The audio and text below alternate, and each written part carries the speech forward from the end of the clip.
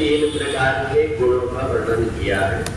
सत्वं सुखे संयति रजा कर्मणि भारत, ज्ञान मावृत तो तमः प्रमासाद संयति। भगवान कहते हैं कि जो भी व्यक्ति इन सतोगुण रजोगुण तमोगुणों को पहचान लेता है, ये जीवन में क्यों जरूरी है। तो जब जीवन में किसी भी कारण से, चाहे भगवान की वाणी सुनने से या जाप करने से या पूजन करने से, अगर हमारा मन सतोगुणी हो जाता है तो जीवन सुखमय हो जाता है। ऐसा व्यक्ति जो सतोगुण से संपन्न रहता है, हमेशा उसके मन के अंदर अच्छे विचार आते हैं, वो परमात्मा की तरफ उसके कदम चलते हैं। जहाँ कहीं भी वो परमात्मा की कोई कथा सुन लेता है, कोई सत्संग सुन लेता है, भगवान का पूजन हो रहा देख लेता है, उसका मन वहां जाकर के झुक जाता है।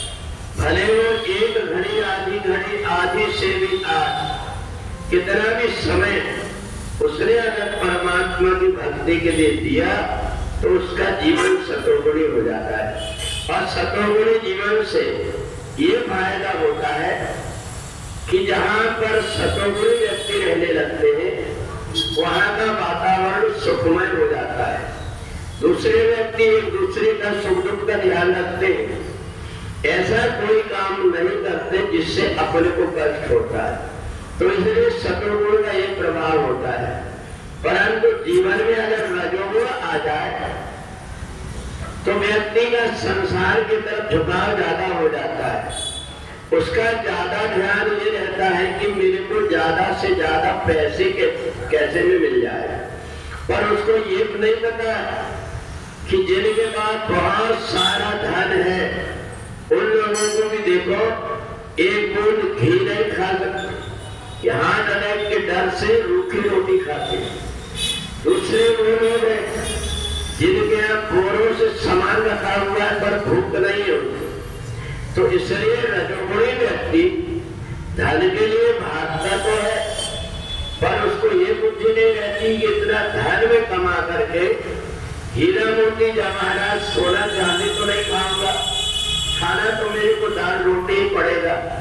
तो इसलिए वो लोभ करना छोड़ देता है। परंतु जो तीसरा व्यक्ति होता है तमोगुणी व्यक्ति, तमोगुणी व्यक्ति खुद भी परेशान रहता है और दूसरों को भी परेशान करता है। उसके जीवन में एक के बाद एक कोई ना कोई ऐसी परिस्थिति आती है कि वो रोते ही दिन जाते हैं उसके। तो इसलिए सत्वं सुखे संयति, हमारा जीवन सत्वगुण से संपन्न हो जाए, इसलिए हम थोड़ी देर बैठ करके भगवान की वाणी सुनते हैं। और गीता एक ऐसी वाणी है भगवान की जो अंदर के सब प्रकार के बुराइयों को बाहर निकाल करके कर देता है। तो इसलिए श्रद्धा और भाव से जो भगवान की वाणी को सुनता है, गीता में प्रमाण है कि आखिर में ये कहना पड़ा संजय को, यत्र योगेश्वरा कृष्णो यत्र पार्थो धनुर्धरा तत्र श्री विद्यो भूति ध्रुवान इंद्रमतिर्मम।